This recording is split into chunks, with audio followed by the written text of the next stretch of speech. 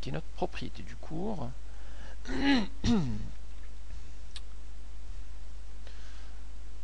Et d'après le cours, les solutions de, alors je vais appeler cette équation 1, sont de 1 sont donc y de x égale à c fois l'exponentielle de ax, le a étant moins 1,5, donc ça va nous donner moins 1,5 fois x, c'est simplement moins x sur 2, plus, ou plutôt moins b sur a. Donc le b c'est racine de 3 sur 4, donc racine de 3 sur 4 divisé par a qui est moins 1,5. Comme ça. Et on va simplifier cette fraction, c'est a sur b sur c sur d, donc c'est a sur b fois d sur c. Donc ça va nous donner c fois exponentielle moins x sur 2. Le moins et le moins simplifie, donc on a un signe plus, racine de 3 sur 4 fois 2 divisé par 1. Et là, une petite simplification avec le 2, ici il reste un 2. Et donc on peut dire que la solution finale, c'est c fois exponentielle moins x sur 2 plus racine de 3 sur 2, sachant que le c c'est une constante réelle quelconque.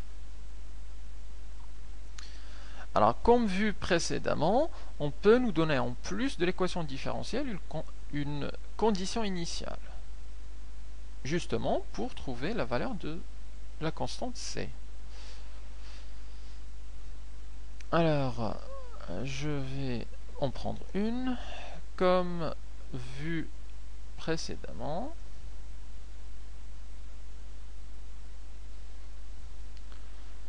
Si on ajoute une condition initiale,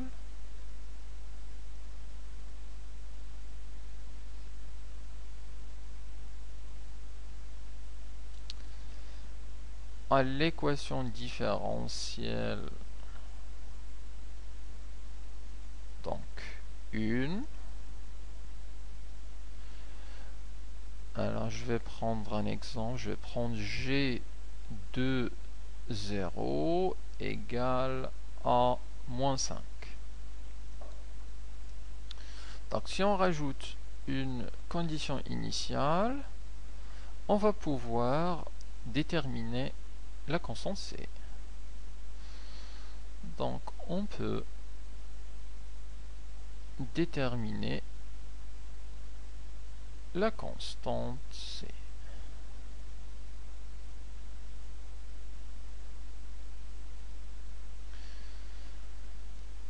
Alors, on va procéder comme tout à l'heure. On va partir de g de 0 égale à moins 5 et partir avec des équivalences. Le g, c'est une solution de l'équation différentielle 1 de cette équation différentielle, donc ça s'écrit forcément de cette manière. Et donc je vais prendre cette écriture et remplacer le x par 0. Ça va nous donner c fois exponentielle de moins 0 sur 2 plus racine de 3 sur 2. C fois exponentielle de moins 0 sur 2 plus racine de 3 sur 2. Et ça doit être égal à moins 5. Moins 0 sur 2, ça fait 0. Donc c exponentielle de 0 plus racine de 3 sur 2 égale à moins 5. L'exponentielle de 0, c'est 1. Donc on a simplement c plus racine de 3 sur 2 égale à moins 5. Je passe la racine de 3 de l'autre côté. Ça nous donne moins 5 moins racine de 3 sur 2 Et on peut éventuellement mettre au même dénominateur ici sur 2, donc ça fait moins 10 moins racine de 3. Et donc on a trouvé la constante C. Donc on peut donner la solution de l'équation différentielle 1 qui vérifie g de 0 égale à moins 5 en remplaçant le C par moins 10 moins racine de 3 sur 2.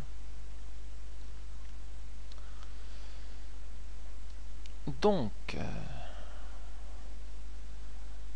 la solution, je peux dire qu'elle est unique. Solution unique de l'équation différentielle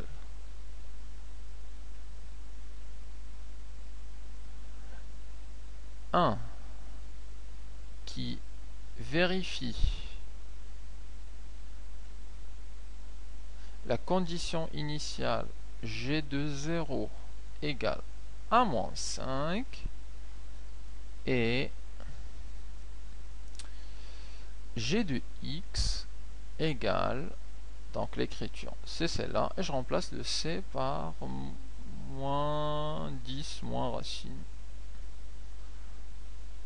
de 3 sur 2.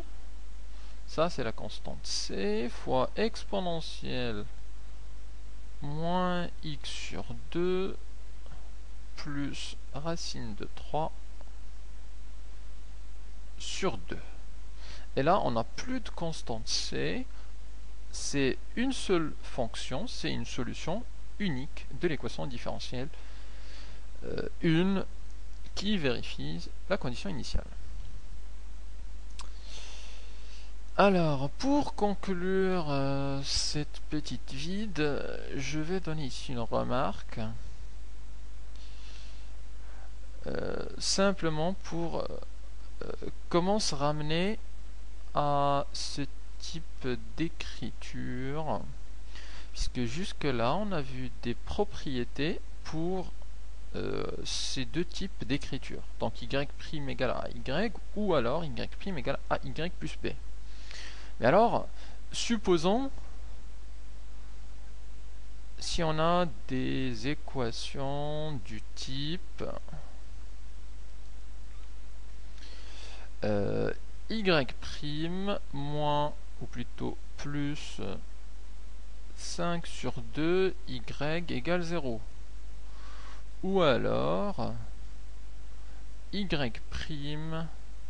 moins racine de 3y moins 1/5 égale 0. Alors comment résoudre ce type d'équation? En fait, c'est assez simple. Il suffit de se ramener à cette écriture pour pouvoir appliquer les propriétés. Alors comment on fait? On fait simplement ici, je vais mettre celle-là ici, je vais passer le 5 demi y de l'autre côté, et ça nous donne tout de suite y' égale à moins 5 demi y. Et ça s'écrit bien sous la forme y' égale à AY, où le A, c'est le terme produit de y, c'est-à-dire moins 5 demi. Pour la deuxième, on va passer le moins racine de 3y et le moins 1/5 à droite. Ça va nous donner y' égale à racine de 3y plus 1/5. Et là, on est bien en présence d'une écriture du type AY plus B, où le B, c'est 1/5, et où le A, c'est le multiplicateur de y, donc racine de 3. Et une fois ramené sous cette forme-là, donc on applique nos propriétés, et ça va très vite. Donc voilà pour ce petit chapitre d'équations différentielles. C'est rien de très compliqué, hein. On a deux propriétés à apprendre. La seule difficulté qui se pose, c'est pour les équations avec second membre qui n'est pas une constante. Donc là, il faut travailler les exercices pour bien saisir ce qui se passe.